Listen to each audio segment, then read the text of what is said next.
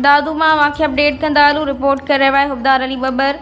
दादू police पारां सरकारी हथियारनि ऐं गाॾियुनि जे हफ़्तेवार इंस्पेक्शन IG सिंध पुलिस ऐं DIG हैदराबाद रेंज जी हिदायतुनि ते अमल दरामद कंदे दादू पुलिस पारां सरकारी गाॾियुनि ऐं हथियारनि जी हफ़्तेवार जांच सफ़ाई ऐं मुरम्मत जो सरगर्मियुनि जो इनेक़ाद कयो वियो। SSP दादू कैप्टन रिटायर्ड अमीर सऊद मक्सी पुलिस लाइन में सरकारी गाॾियुनि ऐं हथियारनि जो तफ़सीली मुआइनो कयो, जॾहिं त ज़िले जे समूरनि थाणनि में हथियारनि जी सफ़ाई ऐं मुरम्मत जो अमल पिणु जारी रहियो। SSP दादू जी हिदायतुनि ते ज़िले जे सभिनी SDPOs पंहिंजी सर्किल जे थाणनि जी मालखाना ऐं हथियारनि जी सफ़ाई वारी सरगर्मियुनि जी निगरानी कई। SSP दादू ज़िले जे मुख़्तलिफ़ थाणनि ऐं यूनिटनि में मुक़ररु पुलिस मोबाइलुनि जो दादू पुलिस लाइन MT सेक्शन में मैकेनिकल स्टाफ सां गॾु जाइज़ो वरितो।